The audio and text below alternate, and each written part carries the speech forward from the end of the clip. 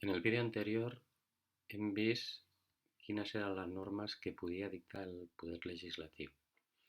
Continuem en el vídeo actual, encara dins de la categoria de normes internes, veient quines són les normes que pot dictar el poder executiu o govern. Com veieu, bàsicament hi ha dos tipus de normes que pot dictar el govern i que són força importants.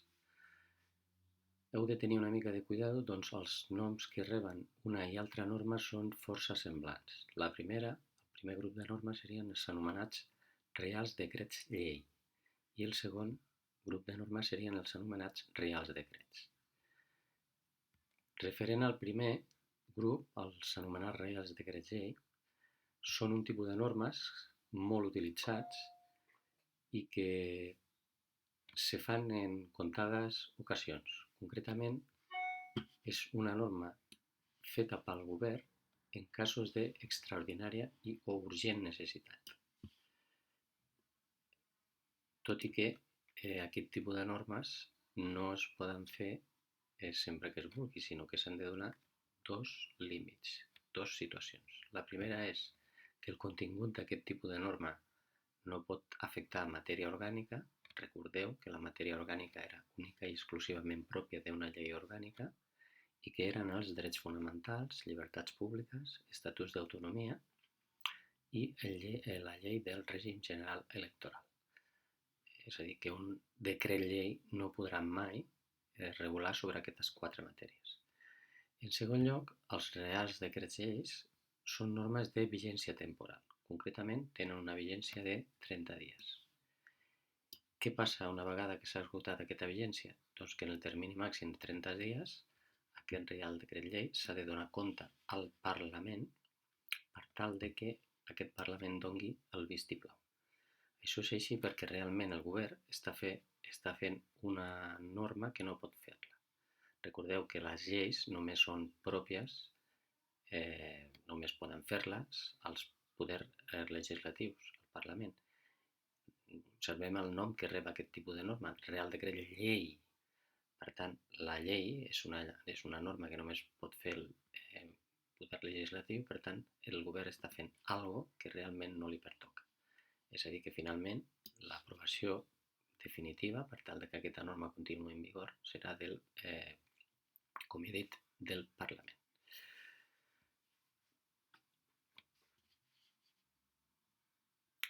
Com a exemple d'aquesta norma podem imaginar una inundació, per exemple, que requereixi una intervenció del poder públic a efectes de pal·liar els efectes que ha tingut aquesta inundació. Se necessita una dotació pressupostària important, però no està prevista.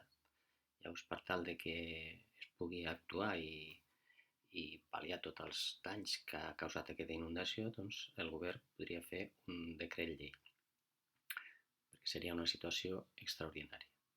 Aquest exemple és força clar.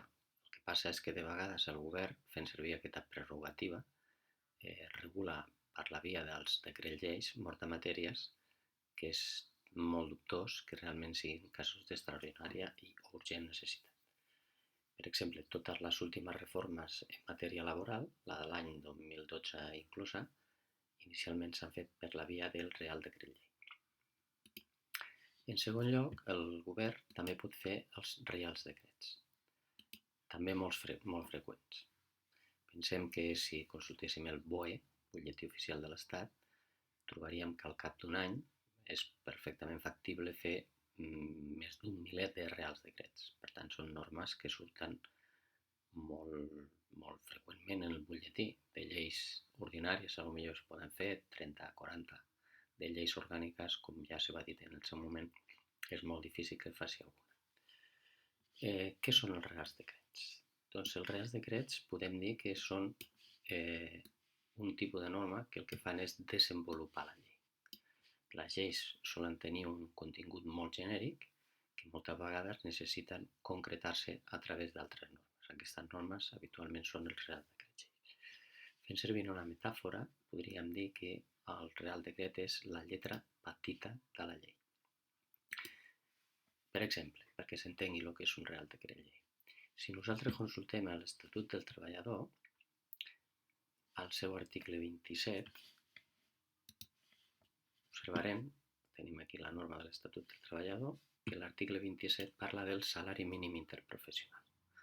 Tothom ha escoltat parlar del salari mínim interprofessional. Tothom sap, i això ho desenvoluparem en un moment més endavant de la programació, el salari mínim interprofessional és el salari per sota del qual, independentment de la categoria, de l'edat, de la professió que tenim, no pot cobrar cap persona, que en aquest moment està a l'any 2015 al voltant de 650 euros. Doncs bé, si mirem el que diu la llei de l'Estatut, diu que el govern fixarà anualment el salari mínim interprofessional. Què té a veure aquí el Real Decret Llei? El Real Decret. Doncs aquesta llei només estableix l'obligació de que existeixi el salari mínim i li dona al govern la possibilitat de fixar-la anualment. Aquesta quantitat del salari mínim cada any se regula mitjançant un Real Decret Llei. Per exemple, a la pantalla tenim el Real Decret, si observeu, publicat al butlletí de l'Estat el 27 de desembre, que regula el salari mínim interprofessional per l'any 2015. I efectivament aquest Real Decret diu que, tal com diu l'article 27 de l'Estatut, doncs el govern el que fa és regular la quantia del salari mínim.